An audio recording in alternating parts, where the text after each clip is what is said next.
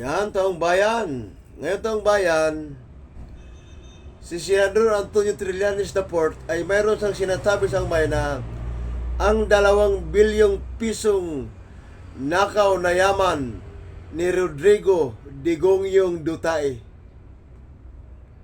Ngayon taong bayan, mayroong explanation, mayroong pagpapaliwanag si Senador Antonio Trillanes Laporte ang 2 bilyong pisong nakaw na yaman ni Digongyo Duterte, demonyong matandang hukluban.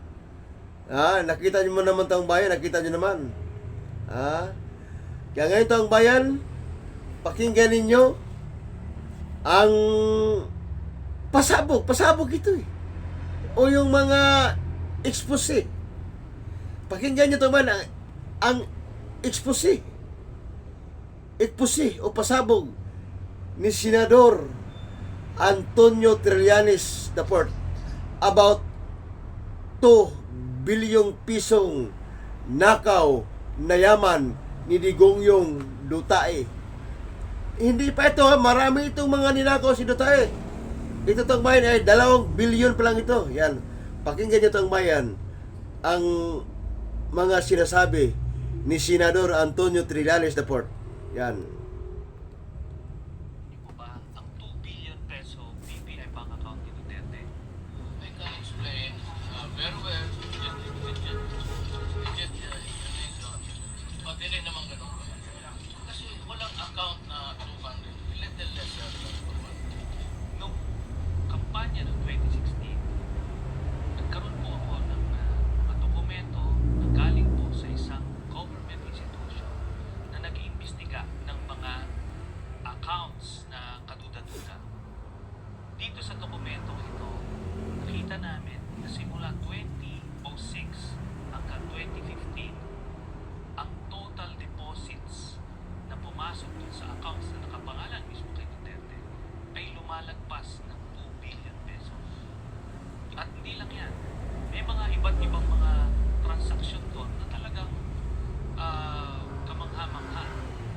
Galing sa isang kandidato di umano na ay nagpe-presenta sa publiko noong panahon na yun na mahirap daw at anak daw siya ng isang maestro, kaya siya ay kaisa ng mga masang Pilipino. Migrants lang mo kami sa Mindanao, sa Davao. Sa impormasyon na ating nakuha, merong 24 bank accounts na nakapangalan kay Duterte. The earliest flag transaction is dated September 18, 2006. The highest flag transaction amounts to more than 55 million pesos. Deposits amounting to at least 50 million pesos were made 13 times every 6 months. Deposits between 40 million to 50 million pesos were made 21 times every 6 months. On April 2014, 4 of his accounts purchased life with investment insurance worth 20 million each for a total of 80 million pesos. The highest total amount of transactions in a single day was recorded on March 9, 2011. It amounted to around 200 million pesos. Meron din nakita ng mga individual accounts ng mga pamilya niya na may mga daang milyon din ang laman. Kung mapapansin niyo, walang malinaw na sagot si Duterte pagdating sa issue ng kanyang bank accounts na magpapakita na meron siyang mahigit na 2 bilyong piso bago pa siya naging presidente ng Pilipinas. Hindi niya ako sinipot sa BPI Julia Vargas branch ng kampanya. At instead, ang pinadala lamang niya ay ang kanyang spokesman na si Salvador Panelo. Natataranta siya sa tuwing nababanggit ang ill-gotten wealth niya. Meron ako sa BPI. Hindi ganun kalaki. 1,000 lang. 1,000 lang. Hindi 211. Isa 17, masasabi ko isang account. Yung isa, below 50. Nag-confirm mismo ang Office of the Ombudsman na meron na silang official copies ng bank accounts ni Duterte na the same nitong mga bank accounts na nilabas sa media. Ano ang ginawa ni Duterte? Pinatanggal niya ang opisyal na ito na ginagawa lang naman ang kanyang mandato. Akala mo ba gusto niya ng malinis na gobyerno? Ayaw ba niya magpaimbestiga? Ayaw ba niya makita ang statement of assets, liabilities, and net worth niya? Ano ba ang kinakatakutan niya?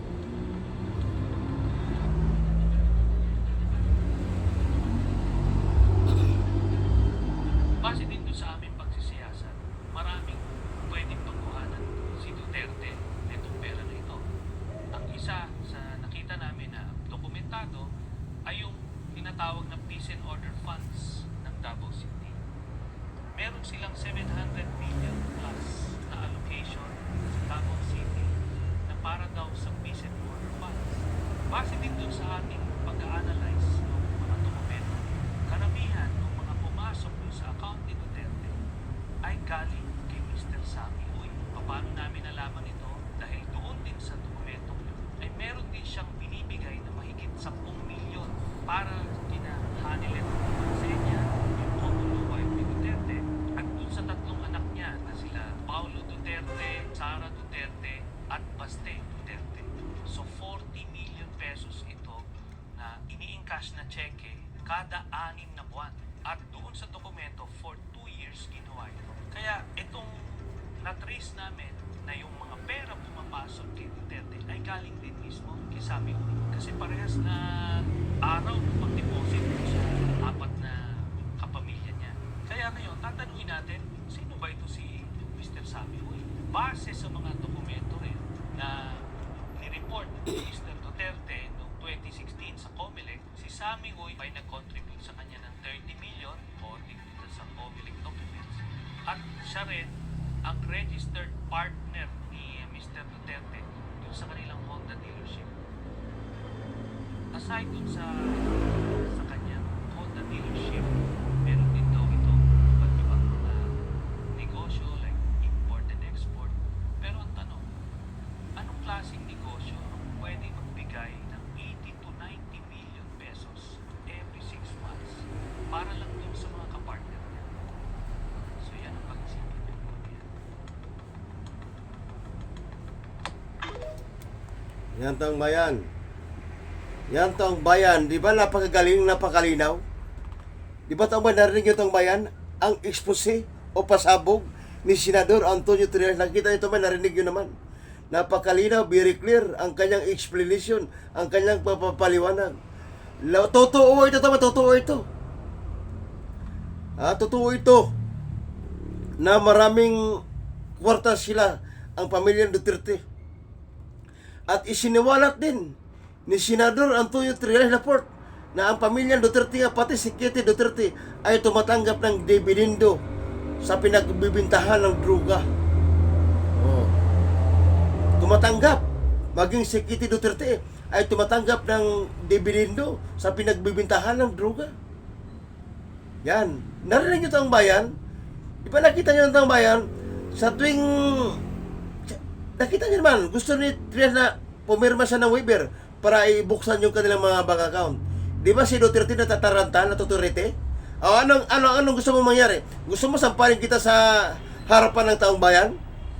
Ang sabi ni Trillanes, sige, sampalin mo ako para lang mabuksan yung mga bank account mo. Magpirma ka ng waiver. Di ba? Pag bank account ng taong bayan ang pinag-uusapan, natutulerite o natataranta itong si Digong Dutae. Kasi diyan kasi ito may matuklasan ang lahat ng kanimonyohan ni Digong Dutae. Bagamat nakita nyo naman ngayon na halos 1 taon na siya nagbabayad ng abogado niya na 150 million monthly. Mag-1 taon na si Digong Dutae nagbabayad ng 150 million monthly. 150 million monthly ang ginagasta ni Digong Dutae sa kanyang abogado na si Kaufman. Saan kinukuha ni Duterte yon ng 150 million monthly para pambayad sa kanyang abogado? Dito na yon. Mga isiniwalat ni Senador Antonio Trillanes, bagamat palaging sinasabi ni Digong Dutae na siya'y mahirap, siya'y pobre, siya'y nagkukulombo sa kanyang pangluloko sa taong bayan. Kaya narinig nyo taong bayan, ang explanation o paliwanag o pag-expose o ang pasabog ni Senador Antonio Trillanes Daport. Kaya maraming salamat, sir. Good job. Thank you very much, sir, sa informasyon o mga expose mo o pasabog mo. Maraming salamat, sir, Senador Antonio Trillanes Daport. Yan.